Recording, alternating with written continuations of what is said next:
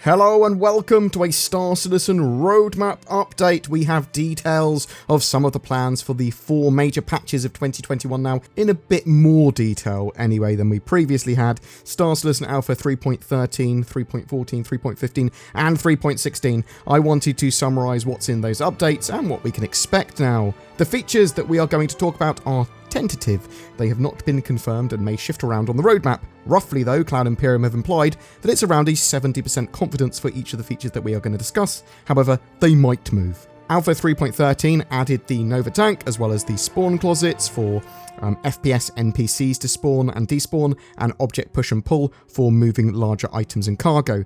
The rest we actually knew already, but I'll go over it very briefly. Ship-to-station docking, surrendering, missile improvements, the Constellation snub docking so that the P-52-72 can dock with it, ship and vehicle visual degradation, ship names as customization, deeper force reactions and staggers, mounted guns, refinery improvements, Stanton system polish, making the system look better, and visual improvements and all that sort of jazz. New asteroids, cave improvements, and the Hercules C2 and M2 Starlifter, which are supposed to be in a 3.13.x patch, not the initial release. That patch is for the end of March. That's the planned live build, although obviously that can change by a week or so, or even more sometimes, as historically is the case. The patch Alpha 3.14 is planned for the end of June for its live build, and that has Crusader as a proper gas giant, and the first iteration of Horizon, its landing zone. We've got hacking with a mini-game, radar and scanning updates including support for greater distances, environmental dampening of signatures, as well as FPS gameplay, and a more refined ping system, physical inventory, which will have you really considering your loadout and where your assets are. However, this isn't the full storage feature, and more is planned for Q4's patch. They've got healing and medical gameplay, also the ability to heal other players and NPCs. Weapon charge and drain tier 0. Finally, the RSI Constellation Taurus is currently marked here. Shield system tech replacement, so this is sign distance field tech, but also dynamically contoured and coloured shields that change colour based on the damage that the area takes. They're migrating legacy XMLs to data core and general optimization stuff. Vehicle module swapping is here as well. The ability to swap whole rooms and large modules in ship, starting with the Retaliator at least. Actually quite a big move for the game, getting modularity in.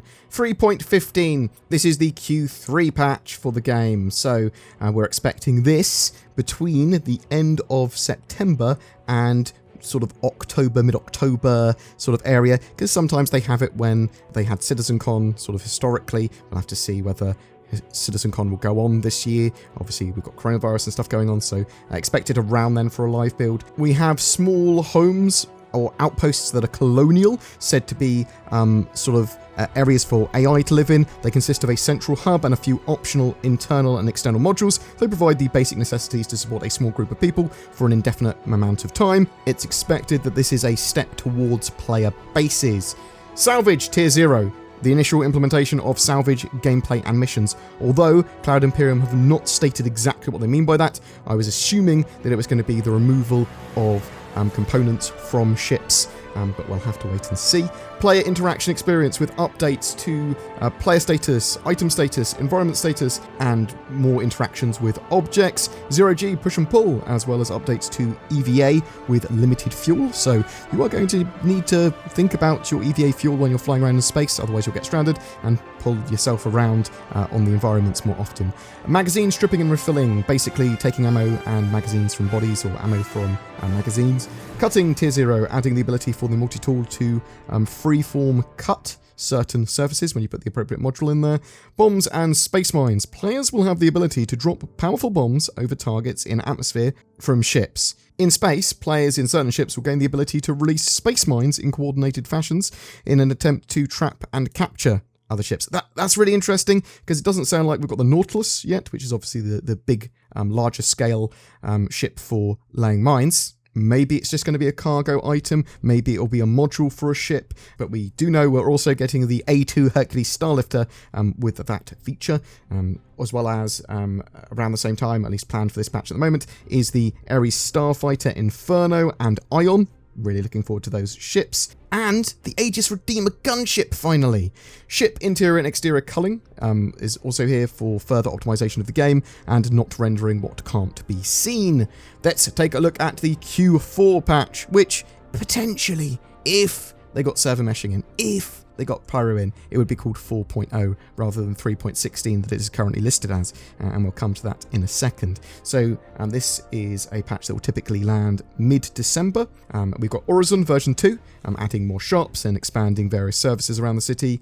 Functional fire extinguishers, so we might see fire that we have to put out, and maybe not as part of damage control, but maybe as part of missions at this stage.